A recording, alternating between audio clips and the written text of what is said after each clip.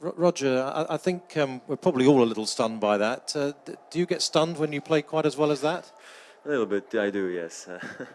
Very happy, of course. It was a great match for me from basically start to finish. I was able to do what I was hoping to do, is dominate from the baseline, play close to the baseline, serve well and take his time away, and I was able to do that tonight. Hasn't always worked. I've also felt the power of Rafa in the past, so this is a great match for me, and a nice win, clearly. Roger, did you exercise some psychological demons against Rafa tonight? That was an absolutely awesome win. And well, I always knew I could beat Rafa. The question is that sometimes it was hard to do because he has a big say in, as well in how the matches go, and the quicker the court, the more I favor myself. But the conditions are not so fast out there sometimes, and not even this is so quick. But I'm happy I was able to play and use the conditions to my advantage.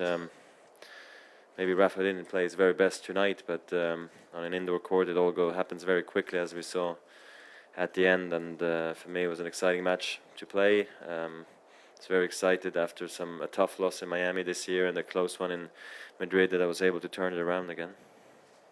Many congratulations, Roger. What do you feel the differences are when you play Rafa indoors compared to other surfaces? Well, obviously on clay and on grass you have the bad bounces that come into play more, so it's harder maybe to play some half volleys off the baseline. And today again I hit some crucial ones, especially on my backhand side, in key moments, and I was able to just stay put, not move backwards, to give myself time. So that helps on the indoors, even though you do have the occasional bad bounce as well on the indoors. But I don't know, usually it just plays faster indoors, than the other surfaces, so I think that's the biggest difference. Roger, the score is it's unbelievable. I mean, you never beat him so easily. But I'd like to know if you remember when you lost to him so badly in Roland Garros 2008. Do you think these scores, when they are so severe, there is something strange? I mean, one of the two is playing at his best and the other one at his worst, or is not the case? Look, I mean, we've played so many times, so sometimes it just derails for you. You like it derailed for Rafa today, and it did for me at the French Open. And I mean, you know what good front runners the top guys are. Once you start rolling, it's hard to stop the player, and so for him it was hard today. It was hard, maybe even harder on clay once you get behind, because the serve doesn't help you at all anymore. And then everything you try doesn't work. For the guy who's down and for the one who's up, he's taking more and more chances, and all of that is working. Next thing you know, you're facing a debacle. So it's yeah, that's what's tough about. I don't know how much it is mental. It's just once you're down a set and double break, you're not even playing to win anymore. You're just hoping to stay in the match, and that's what was for me the case once I was down 2-0, because I did have chances in the second set at Paris, but nobody's ever going to talk about that moment anymore. So this year you've started to win tournaments when others started getting tired. Who's asking questions? Sorry. Sorry. This season you started winning tournaments when others seem to start getting tired. How much is now down to being in better shape at the end of the year than the others? I don't know. I mean, I've gotten unlucky towards the end of the season. I've had a back issue, I've had a quad issue, I've had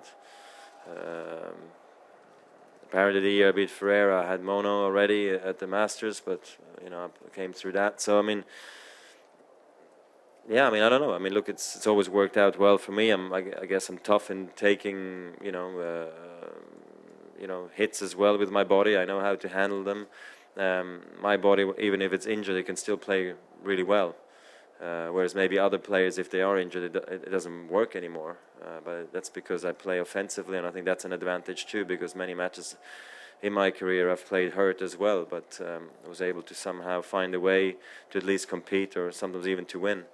Yeah, and then scheduling is the one thing, but I don't think I'm doing all the right things either the whole time. I've also made my fair shares of mistakes, but I'm yeah, since ever I've qualified for the World Tour Finals, I've been pretty much fit every time, except once when I had the back issue. Well, I also twisted my ankle once. I mean, I had a couple where I was struggling a lot as well, actually. Roger, the crowds here obviously all get very involved when you're playing Rafa. How do you manage to either blank out the noise, or do you find it actually lifts you? If I feel it's different here, no, sorry. Or does it lift you? Oh, if it lifts me up, sorry. The involvement of the crowd. Yeah, I mean, it does. I've said in the past as well, sometimes these big occasion matches are also tough to handle because you feel there's so much pressure on both of us players, and then you just don't manage to play well. And sometimes it lifts you up like crazy, like it did to me tonight. But I very quickly felt the crowd was into it after 1 or 2 points already. Crowds were, you know, cheering either his or my name, and I felt there was a good atmosphere out there, good energy, and they were really excited and ready to see this match tonight. And it definitely got me fired up, and I'm sure it made me play better. Roger, when did you last feel you played that well, especially against Rafa? And also, where would it rank in your sort of all-time comprehensive victories? Yeah, it's definitely one of the nice ones. That's clear. I had some good ones, you know, in my career, in my lifetime. So this one ranks high because it's against my biggest rival, probably, and it's the World Tour Finals where it really matters. And that I've been able to come through so convincing is a bit of a surprise to me, but it ranks extremely high.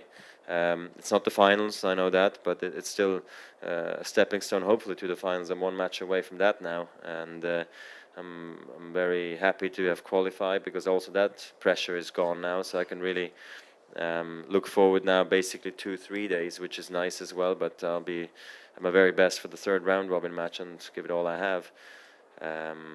Yeah, and other than that, there's not much more to say. I'm just very happy. Roger, this was your first meeting with Rafa in a round robin. Did that, you think, give you a little bit more freedom maybe in the way that you played? I don't know. Possibly he struggled more early on in a, you know, indoors. Only 2nd match back from 5 weeks.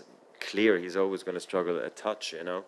But then to come through so convincingly is great for me because we know Rafa has a certain standard, you know, which he does not go below a certain standard, and that's where this victory still, for me, is. I can still rate this extremely high. You said one of your goals was to take time away from Rafa. I don't know if you could elaborate on that, on why is that important on a matchup against him? Well, I mean, I think he's one of the best players.